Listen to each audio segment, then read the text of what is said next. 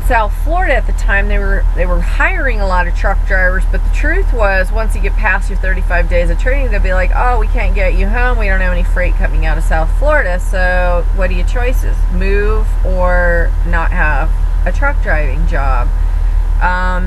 They don't tell you that before you get the loan. They don't tell you that before they sell this stuff to you. Now, I'm a little flexible. I didn't care because I knew eventually, one, I would either move north or I would live on the road. It wasn't a factor for me. Anyway, everybody was teaming up, and being that I was less than 10% of the class being a woman, and like I said before, I think it was 5 or 6 girls in a classroom of like 90, 100. All of those women were married or with their boyfriends, except one girl who was like a real loudmouth, and she flunked her road test at Covenant. She hit they took her out 3 times and she was hitting curbs. So, and she's the one that said, my boyfriend's a truck driver and I already know how to drive. So right off the bat, you're going, okay, loudmouth, know-it-all, can't drive. Probably not gonna pick her. My thing was safety. I didn't learn anything. I wanted to drive with somebody safe.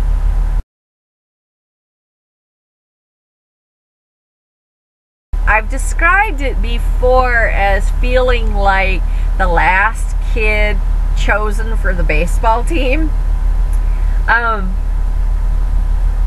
What I found in this experience is sometimes the people that come really, really gangbusters up to be like, let me help you, let me help you. Those are the ones you kind of actually have to watch out for. The kind of people that kind of sit back a little bit and they're like, they can help you, but they don't really want to get involved, it might be worth more energy to kind of ask those kind of people and seek them out. They're looking at you too to see what you're about. There's a lot of people out here that I've met that just use each other, and they're like, you know, they want to get all up in your shit, and they don't have any life. They just want to like have something to talk about. So you really gotta guard yourself. Tony had a couple things. I knew he could drive the truck. He sat next to me in my class, and when we did map, he could see I could read a map.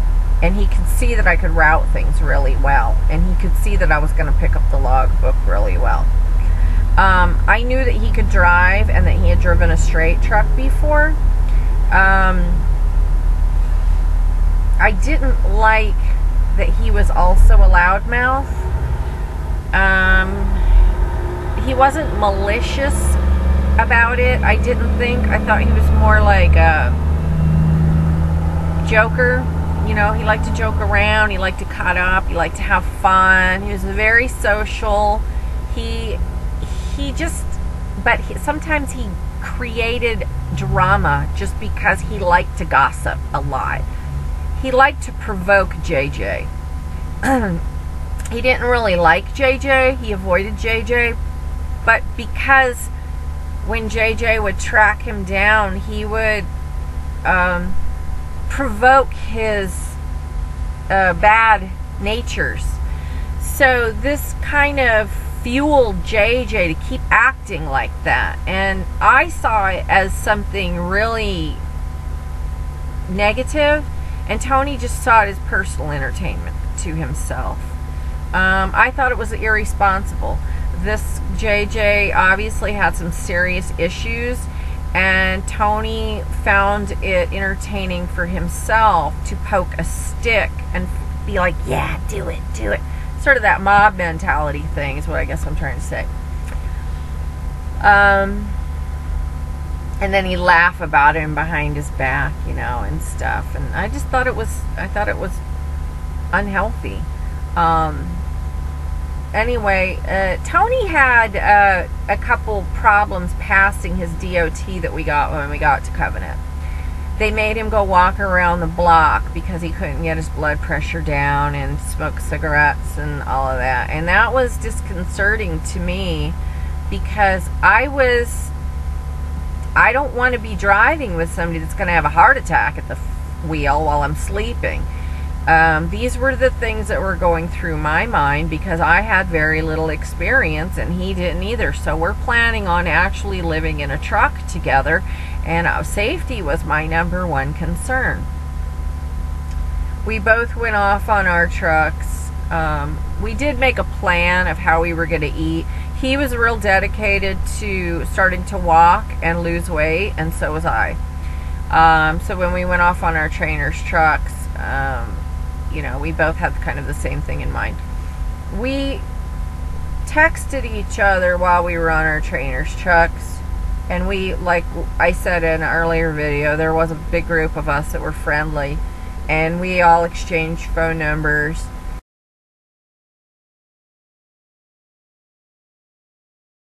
We texted each other while we were out in our student thing. I thought that was really a cool thing to do, because it helped me to understand what was going on their truck as opposed to my truck. Some of them had really good trainers that were really interested in their learning. So I was kind of getting a little pieces of information from all these different sources, and I found it really helpful. There's a few people that I wish that I would have gotten their number or kept their numbers that I didn't. But I think as students, it's really important for you to network with other students. But take it for what it is.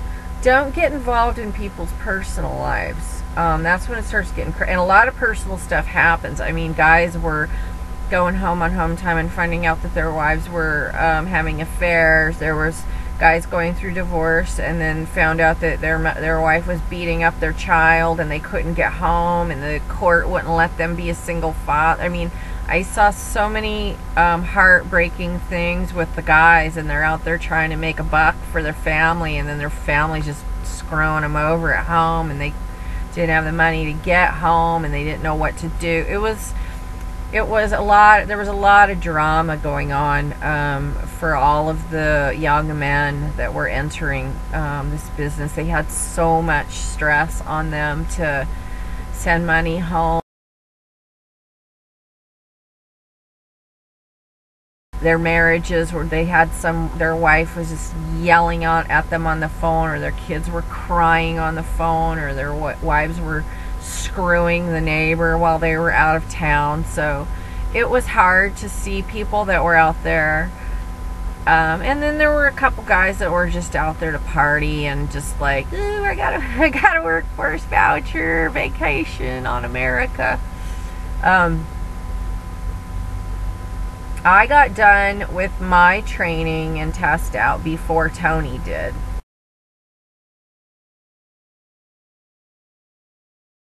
As you remember, my trainer brought me in early, but then I went out for a week with the second guy and I tested out. So I was in Chattanooga, and then Tony came in for his test out, which took several days. Well, I had already been waiting for him for several days, and I was having reservations. I just didn't feel good about teaming up with him, and I didn't think our personalities would match up, because I'm pretty low-key.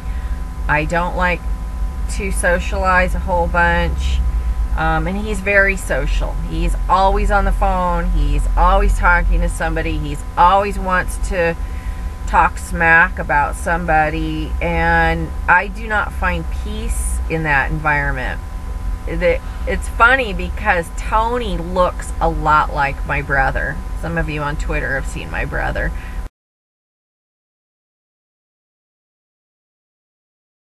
We're 11 months apart. He's a biker. He's got tattoos from head to toe.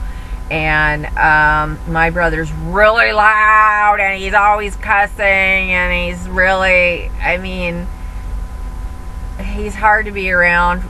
For me, he's hard to be around for long periods of time, but we laugh, we have fun, but it's hard for me to be around him for long periods of time. we just start Skyping with each other, which is fun. And I love that, but I can't do it for a long period of time. We just have different personalities with regards to that.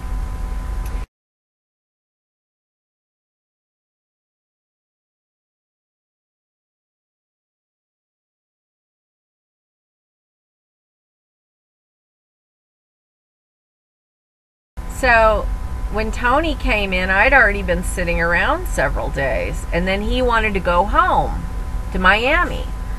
Well, that would mean that I wasn't going to have a paycheck for like 3 or 4 weeks. Plus, I had had all these bumps in my training, so my pay was a disaster. You know, I'd work a day, off a day, work a day, off 3 days. So I needed to get out there and work. And I didn't want to go back to Miami. There was nothing there for me. So they said, why don't you get a temporary team driver? I was like, well, that sounds like a good idea, you know. Just go and pick somebody out in the team room and just team up with them for a week. I was like, okay, that sounds simple. How hard can that be, right? A week. Anybody can do a week. So Tony went with me. And there was this guy in there, and I felt bad because, you know, obviously, I mean, let's be serious. I work for a company that's primarily teams, and a lot of teams break up constantly, all the time. I don't know how on earth they think it's cost effective to have these teams being routed in all the time to re-team. It's ridiculous.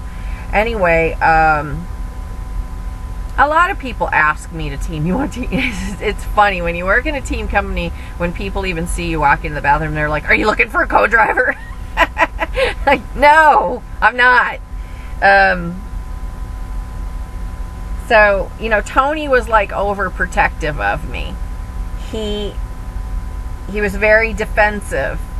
So he went with me to the team meeting. And I didn't want to give somebody the wrong impression and say, I'm looking for a team driver forever. There is this element of desperation in the team driving conference because they're starving. They need to get driving. They need to get working. And they keep having to come back and re-team because there's no logical way that it's done. And so they're just desperate. So if they see somebody that looks like they've had a shower, then they want to see if you'll team with them. Of course, me being a girl in, you know, less than 10% in the team room, everybody's like, want to team with me? And no, I don't. I don't want to team with somebody that doesn't take a shower. I don't want to team with somebody that has a dashboard full of paper. I don't want to team with somebody that's crashed into stuff. Okay?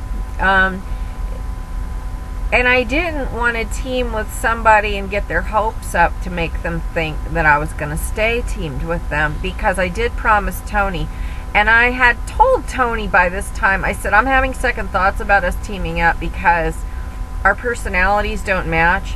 And I'll be honest, I did meet somebody when I was training. He was like, let's team up, we should team up. And, you know, in my mind, I'm going, yeah, that would be fun. Oh, we could just, you know. And at the end of the thing, he turned out like he couldn't even drive, you know what I mean? Like, even his trainer was like, you try to teach him stuff, and all he cares about is partying everywhere we go. But he was so nice, and he was so funny, and he was so entertaining, and he made me laugh, and it was just like, I was like this close, and then to realize he couldn't even drive. I remember this one time when he first went off on his team thing with his buddy. He called me from Dallas, and they were lost on the side of the road, and me and Tony were mapping out to help them, And I'm like, God, I can't believe, I would be so frustrated if I was with him on a truck right now and he can't even read a map. I was like reading to him over the phone how to look at the map, to know which side is north and south, and how to look at, I mean, I was doing this in my truck, talking to him over the phone to a grown man, and I was like, what the hell?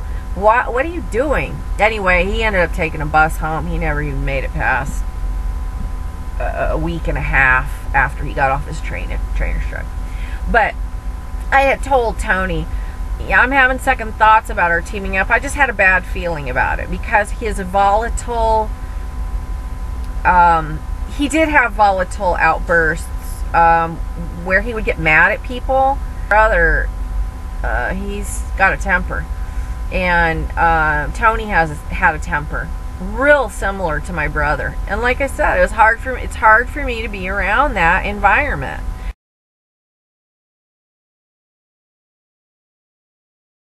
Tony reminded me I had promised him, and he just was like, you made a promise, I'm holding you to your word, we have this all planned out, you have to keep to your word. Well, he got me on that because I keep my word. I do keep my word, and I did promise him, so I was gonna have to make the best of it. And I knew it was gonna be hard, because Tony was not the kind of man that likes girls to be smart. Even though he says he likes girls to be smart, he didn't, and I don't even think he realized it.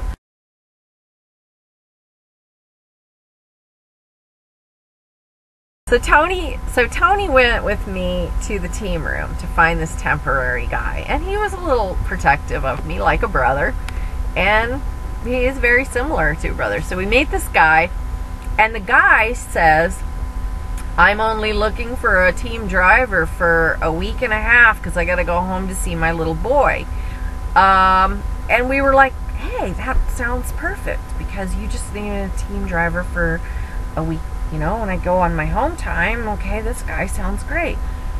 So we struck up a conversation with him, and Tony was straight up with him. He's like, look, she's not coming out here to date. She doesn't want any baloney. She just wants to drive. I don't want anybody to like try to take advantage of her. She's like my sister, you understand? And he was like, hey, no problem, it's cool, you know. He goes, I'm a single dad. I just like to run really hard, and I gotta go home and see my son. And he lived in Mississippi, and he was like, no problem. Really, you know, very straightforward. It was very straightforward. He hadn't, what was important to me, did he have any accidents? Was he a tailgater? Did he experience road rage? I mean, I was like totally naive, you know. Some people say, when I told this story to girls, they're like, as soon as he said he was a single dad, you should have run, because that meant he's looking for a mommy. I didn't even get that. I was like, oh, he's real responsible. He wants to take care of his son, and he's going to work hard. He's not a partier. So it totally went over my head, you know. So anyway, it was funny because we went up there to get seated on the truck. I talked to him for a half an hour, me and Tony, but we both talked to him for half an hour. And the people in the team room seemed to know him, and I was watching them, and one was Ms., the girl that I talk about in the earlier video, and is in my story a few times. She knew him. And so as a new girl entering, I'm looking at her to see what her reaction is to him. And her reaction to him was positive. So, she didn't seem to react to him like he would be a threat to anyone. And we went up there, and like I mentioned before, she said, how are you doing? And he said, oh, well, I want to be a trainer, but my dispatcher said that I have a personality problem. And she said, what's your dispatcher's name? And he gave the dispatcher's name, and She did a few clicks on the computer and she wrote something, and then he said he was seating me on the truck, and she sat me on the truck, and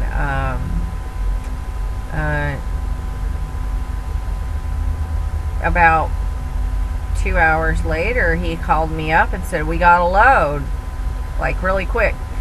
And he said, and also I got approved for the trainer program, so when I bring you back, I'm going in the trainer program. So he was all excited. It didn't make that much sense to me at the time, but later on I realized what she had done was she approved him for the trainer program, even though his dispatcher had said he had a personality problem. The personality problem thing didn't make much sense to me either, because he was very polite. He was very nice. We sat and talked to him. He was very, no problem, don't worry, I'm just a single dad, I'm just trying to make a buck for my kid, you know. Okay, I'm just like, he's a nice guy.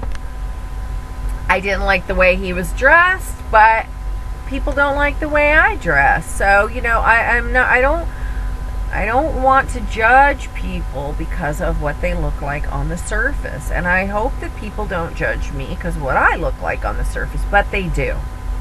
And that's just a fact of life. So here we go. He comes over to the motel to pick me up.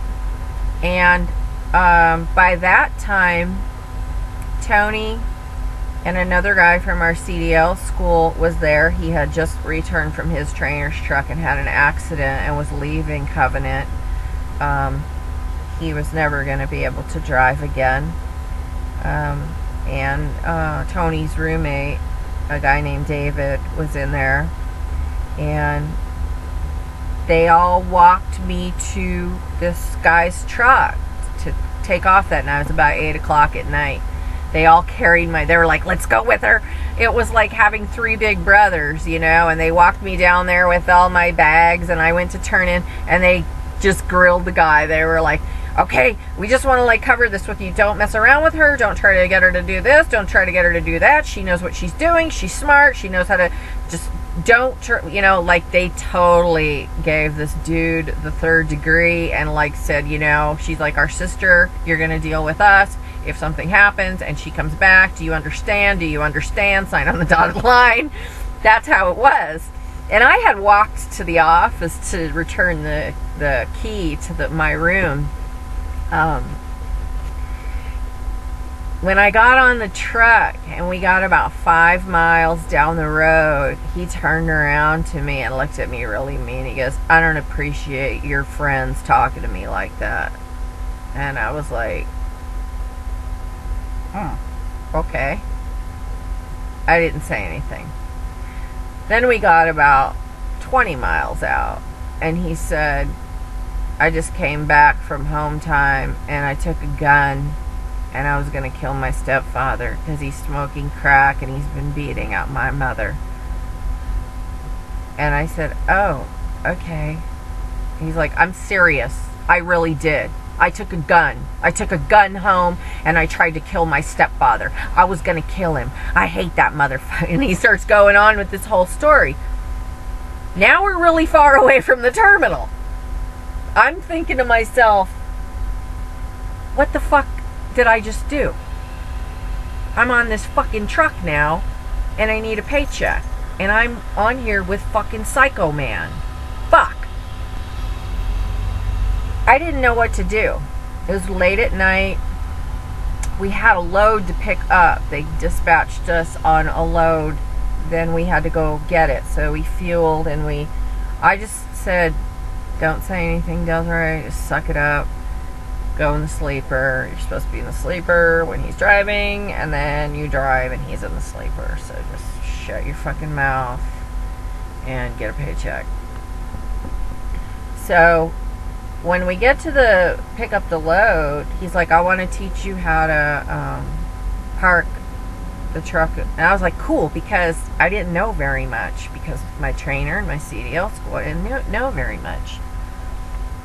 So he taught me how to do this 1S move, and he was, when he got out of the truck, and he was like, okay, you know, It was great. I mean, he was a great instructor.